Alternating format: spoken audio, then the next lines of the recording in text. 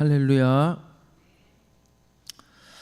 하나님의 사랑과 크신 은혜가 이른 새벽 하나님 앞에 나오신 모든 성도님들과 가정에 충만하시기를 소망합니다. 오늘 이 시간에는 나는 너를 잊지 아니할 것이라 라는 제목으로 말씀을 전하도록 하겠습니다. 호세아는 BC 786년에서 746년경 북이스라엘 여로보암 2세 때 선지자입니다. 북이스라엘이 아수르로부터 멸망당하기 직전의 선지자입니다. 북이스라엘은 BC 720년경 아수르로부터 멸망을 당했고, 남유다는 BC 600년경 바벨론에 의해서 멸망을 당하였습니다. 북이스라엘 720년과 남유다의 600년경은 머릿속에 항상 기억하고 있어야 합니다. 그래야 선지자들의 활동과 예언의 내용을 이해하기가 쉽기 때문입니다. 하나님께서는 호세아 선지자에게 음란한 여인 고멜과 결혼할 것을 명령하십니다. 그리고 음란한 여인 고멜을 통하여 이스라엘을 향한 하나님의 마음을 호세아 선지자에게 깨닫게 해주십니다. 호세아가 음행한 여인 고멜을 사랑하듯이 하나님께서도 음행한 이스라엘을 사랑하시는 것을 이야기하고 있는 것입니다. 하나님께서는 이렇게 환경을 통하여 우리 인간에게 말씀하시는 때가 많이 있습니다. 왜냐하면 우리 인간들은 자신의 모습을 잘 모르고 살아갈 때가 있기 때문입니다. 그래서 하나님께서는 환경을 통하여 사람들에게 말씀하실 때가 있습니다.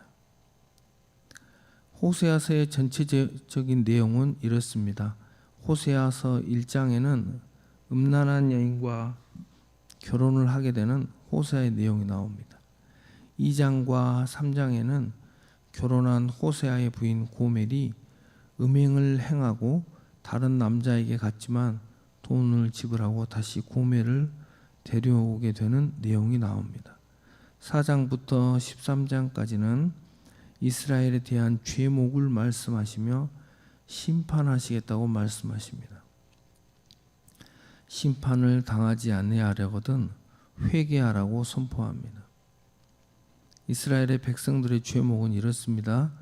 하나님을 제대로 알지 못하는 백성들과 지도자들의 죄, 도덕적 타락, 금송아지 숭배와 우상 숭배, 그리고 이방인과 혼인한 죄를 말하고 있습니다. 그리고 호세아서 마지막 장 14장에는 북이스라엘의 회복을 예언하고 있습니다. 이스라엘이 하나님께 범죄하여 심판을 당하지만 그럼에도 불구하고 하나님께서는 이스라엘을 사랑하시고 회복하시겠다는 것이 호세아서의 결론입니다. 호세아서의 전체적인 내용을 이야기했습니다. 오늘 본문의 내용을 살펴보겠습니다. 오늘 본문은 세 부분으로 나눌 수가 있습니다. 1장 1절에서부터 4절까지는 하나님의 사랑과 에브라임의 거역에 관한 내용입니다. 이스라엘의 거역입니다. 5절부터 7절까지는 이제 하나님의 심판에 관한 내용이 나옵니다. 어떻게 심판하시겠다 하나님께서. 그리고 8절부터 11절까지는 이스라엘을 향한 하나님의 사랑에 관하여 이야기합니다. 이스라엘의 거역, 그리고 심판, 그럼에도 불구하고 하나님의 사랑, 이렇게 이야기가 전개됩니다. 이스라엘 백성들의 이야기를 잠깐 하도록 하겠습니다. 이스라엘 백성들은 애굽에서 노예의 삶을 이렇게 살고 있는 이스라엘 백성들의 부르짖음을 들으시고 모세를 통해서 10가지 재앙을 애굽에 내리신 후에 이스라엘 백성들을 구원하셔서 광야로 데리고 나오셨습니다. 어떠한 군대나 국가의 힘도 아니었습니다. 나이가 많은 80 먹은 모세를 통하여 하나님은 200만 명 정도 되는 이스라엘 백성들을 애굽에서 나오게 하셨습니다. 그리고 그 이스라엘 백성들이 홍해 앞에 있을 때 애굽의 바로의 병거들과 병사들이 뒤를 쫓아옵니다. 이스라엘을 추격하여서 없애고자 따라온 것이었습니다. 하나님께서는 홍해 앞에서도 기적을 보여주셨습니다. 모세가 손을 들자 홍해 바다는 갈라졌고 이스라엘 백성들은 홍해를 지나 바로의 군대로부터 벗어나고 구원함을 얻었습니다. 바로의 군사들은 바다 한가운데서 수장을 당했습니다. 이스라엘 백성들을 사랑하시는 하나님의 사랑이 참 무섭고 놀랍다고 생각이 듭니다. 바다를 갈라서라도 그 백성들을 지켜주시는 하나님의 사랑에 깊이 감사가 됩니다. 이스라엘 백성들은 홍해를 지나 광야로 들어갔습니다. 광야에는 아무것도 없습니다. 메마른 땅과 돌들만 있을 뿐입니다. 광야에서는 농사도 못 짓고 사람이 얻을 만한 것이 거의 없습니다. 하나님께서는 이 사막에 가까운 광야에서 먹을 것을 40년간 주셨습니다. 하늘에서 만나와 메추라기를 주셨습니다. 이스라엘 백성들은 일하지 않고 하나님께서 주신 만나와 메추라기를 날마다 먹었습니다. 광야에서 물이 없을 때는 하나님께서는 반석에서 물이 나게 하셨습니다. 이스라엘 백성들이 40년을 광야에서 살았다는 것은 기적 중의 기적입니다. 광야는 낮에는 햇볕으로 인해서 기온이 올라가는데 태양을 피할 방법이 없었습니다. 하나님께서는 구름 기둥으로 이스라엘 백성들이 더워서 죽지 않게 지켜주셨습니다. 그리고 밤에는 기온이 내려가서 추운 날씨가 됩니다. 하나님께서는 이스라엘 백성들이 춥지 않도록 불기둥으로 이스라엘 백성들을 따뜻하게 보호하여 주셨습니다. 하나님의 사랑은 크고 놀랍지만 자세히 살펴보면 이처럼 섬세한 부분이 있는 것 같습니다. 이스라엘 백성들이 40년간 한 것은 하나님께서 주신 하늘의 양식을 먹고 하나님의 보호하심 아래에서 살아가는 것이었습니다. 그들은 일하지도 않고 하나님의 법궤를 중심에 두고 동서남북으로 진을 이루어서 하나님을 섬기는 것이 일이었습니다. 이것이 광야 40년을 지나는 이스라엘 백성들의 역사이고 또한 전부라고 해도 과언이 아닐 것입니다. 사랑하는 성도 여러분, 오늘 말씀을 현세 살아가는 우리의 삶에 적용해 보겠습니다. 예수 그리스도로 세례를 받은 우리들은 이제 우리의 힘과 능력으로 인생을 살아가는 것이 아니라 하나님이 주시는 하늘의 양식을 먹고 살아가야 합니다. 하늘의 양식은 하나님의 말씀입니다. 날마다 하나님의 말씀을 먹고 살아가야 합니다. 날마다 하늘의 양식, 하나님의 말씀을 먹고 살아갈 때에 하나님께서는 우리의 인생 가운데 불기둥과 구름기둥으로 우리를 보호해 주실 것입니다. 그리고 이스라엘 백성들이 법궤를 중심으로 살아가듯 우리도 마찬가지입니다. 하나님이 계시는 교회를 중심으로 살아가야 합니다.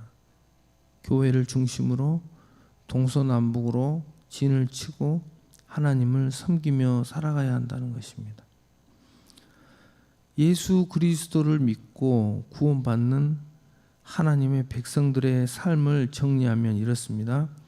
예수 그리스도로 세례를 받은 우리 믿는 자들은 하나님을 따라서 날마다 하늘의 만나와 메추라기를 먹으면서 불기둥과 구름기둥으로 하나님의 보호하심을 받고 교회를 중심으로 하나님을 섬기며 인생을 살아가야 한다는 것입니다. 틀립니다. 세상 사람들하고 사는 게 틀리죠. 이제 이스라엘 백성들이 구원함을 받아서 홍해를 지나서 광야에서 하나님만 섬기다가 다 죽습니다. 1세대는. 여호수아 갈렙만 들어가고 다 죽습니다. 이제 하나님의 구원하심 그들을 애굽에서 데리고 나온 목적은 어떻게 보면 그냥 구원하시기 위함이었어요. 구원하시기 위해서. 2세대들이 가나안 땅으로 들어갑니다. 이제 우리들도 마찬가지요. 예수를 믿고 이렇게 당대 예수님을 믿는 자들은 사실 이렇게 구원받고 신앙 훈련 일평생 하다가 천국에 가는 것이 어떻게 보면 궁극적인 목적입니다. 사실.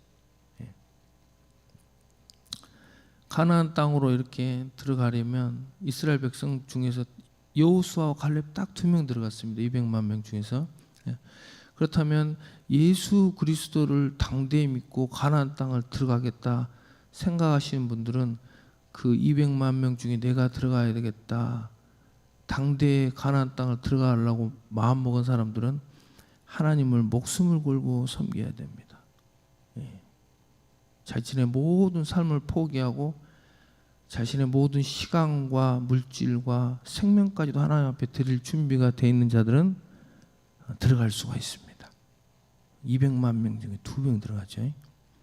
들어가면 좋겠죠.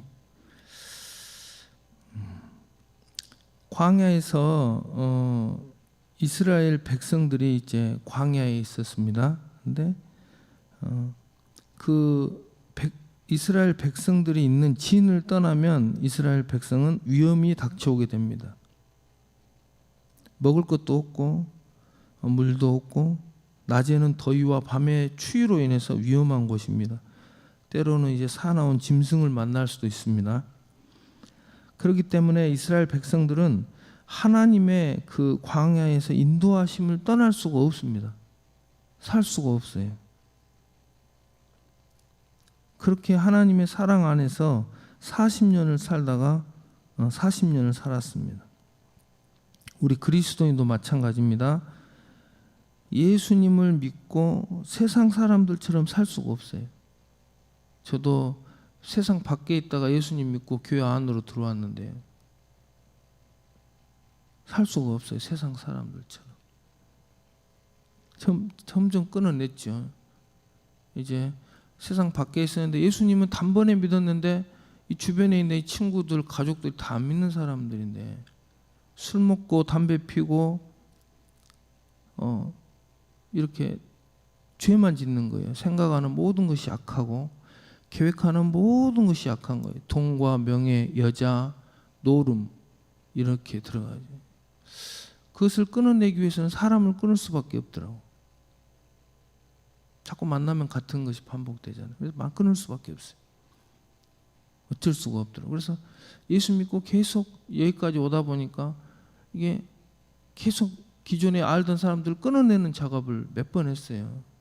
전화번호도 한 3번 바꾸고. 그래서 이렇게 지금 이제 하나님 품 안에 이렇게 들어와서 있는데 다행히도 이제 세상 연락 끊어도 아무 상관없어요. 행복해요. 어디 가지 않아도 행복하고 교회에만 있어도 행복해요. 내 아버지 품 속에 있으니까요. 우리 하나님은 내 아버지잖아요. 내 아버지 집에 와 있는 거예요. 지금 헤매다가 결국에 드디어 내 아버지 집에 온 거예요.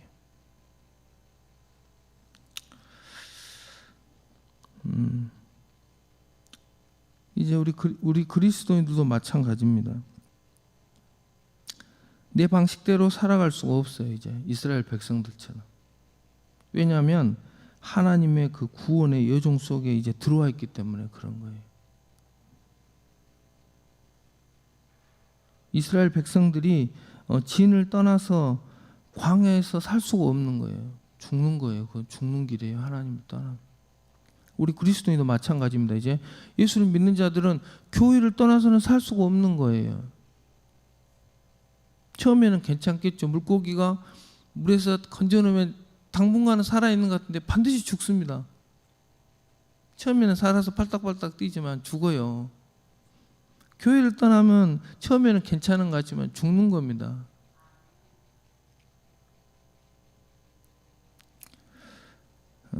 하나님께서는 이렇게 하나님의 만나와 메추라기를 교회를 통해서, 예배를 통해서 내려주십니다.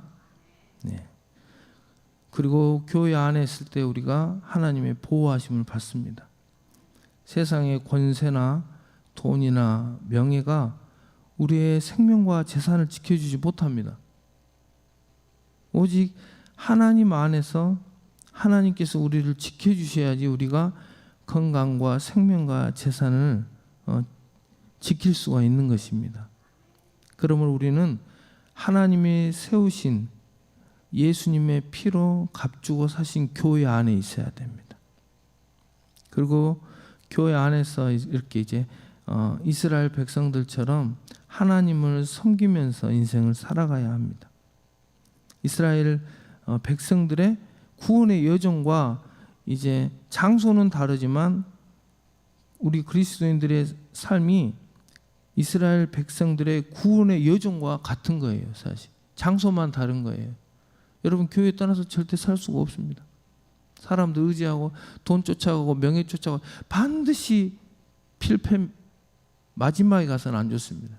정말입니다. 조금 돈이 없고 조금 내가 좀 고통스럽고 좋지 않은 일이 있어 하나님 교회 품 안에 있는 사람들은 그래도 끝에 가서 해피엔딩이더라고. 마지막에 가서 하나님이 보이지 않는 손으로 사랑해 주시고 은혜를 주시기 때문에 그래요.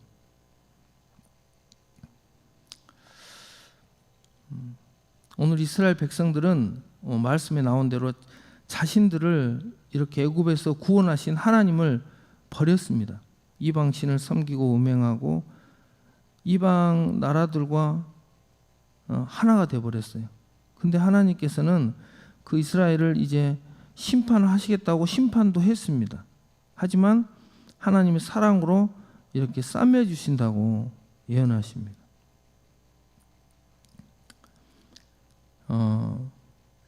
우리들도 인생 살다 보면 이런 일이 있습니다. 어려운 일이 또 인생 살다 보면 어려운 일을 하나님 우리를 사랑하시지만 어려운 일을 겪죠. 고통스러운 일을 겪습니다. 저희들도 이렇게 이야기하다 보면 이렇게 부부지간에 이렇게 관계가 안 좋아서 또 그런 사람도 있고 내가 뭔지 하나님 앞에 죄를 많이 지어서 막 한다고 고통스러워서 만나면 이제 그 이야기하고 또 자녀들이 때로는 또 자녀들 통해서 마음 아플 때도 있고 또 사업하다가 또 망해서 또 그런 경우도 있고 내 자신이 또 병으로 또 괴로워하는 사람들이 있어요. 그래서 그런 분들 보면 하나님 앞에 막 버림받았을까 막 이렇게 그런 말을 많이 하신 거예요. 내가 버림받았나 하나님 앞에 도대체 어떤 일이 왜 이렇게 됐을까 하나님 믿는데 그런 말씀 많이 하죠. 근데 예수님을 믿어도 때로는 그렇게 어려운 일이 또 생기더라고요. 저도 경험해 보니까 깊은 이렇게 터널을 지나는 것처럼 그럴 때가 있더라고요. 근데 이제 그때 흔들리지 않고 하나님을 끝까지 하나님께 하나님 의지하고 이렇게 교회 나와서 예배드리고 하나님께 또 기도하고 이렇게 인내심을 가지고 기다리셔야 돼요. 그러다 보면 언젠가는 그것이 끝납니다. 이스라엘 백성들도 포로로 70년을 사로잡혀 갔는데 너무 고통스러웠지만 하나님께서는 돌아오게 하셔요. 돌아오게 하셔요. 저들도 보니까 좋을 때도 있지만 이렇게 신앙생활하면 너무나 이거 고통스러워하고 이게 도대체 내가 하나님 앞에 버림받았을까? 이게 어떻게 이런 일이 나한테 있을까? 그렇게 생각할 때가 있어요. 근데 기도하다 보면 시간이 지나면 또 거기 또 그 어두운 터널을 지나서 또 빛이 탁 임할 때도 있더라고요. 항상 계속 올라가는 것만은 아니더라고요. 그렇게 어둠을 통과할 때라도 하나님을 끝까지 신뢰하고 하나님께 기도하고 승리하는 인생을 살기를 소망합니다. 이사야서 49장 14절에서 16절 말씀입니다. 오직 시온이 이르기를 여호와께서 나를 버리시며 주께서 나를 잊으셨다 하였거니와 여인이 어찌 그 젖먹는 자식을 잊겠으며 자기 태에서 난 아들을 긍휼히 여기지 않겠느냐. 그들은 혹시 잊을지라도 나는 너를 잊지 아니할 것이라. 내가 너를 내 손바닥에 새겼고 너의 성벽이 항상 내 앞에 있나니. 아멘. 기도하겠습니다. 사랑과 은혜가 충만하신 하나님 아버지, 하나님의 백성을 버리지 아니하시고 영원히 사랑하시는 하나님의 사랑을 깨달아 알았습니다. 우리가 인생을 살아가는 동안 그 사랑을 알고 하나님께 감사하며 인생을 살게 하여 주시옵소서. 오늘 또 하나님 아버지의 크신 사랑과 우리 구주 예수 그리스도의 십자가 사랑과 성령님의 보호하심이 충만한 하루가 되게 하옵소서. 감사드리며 우리 구주 예수 그리스도 이름으로 간절히 기도드립니다. 아멘.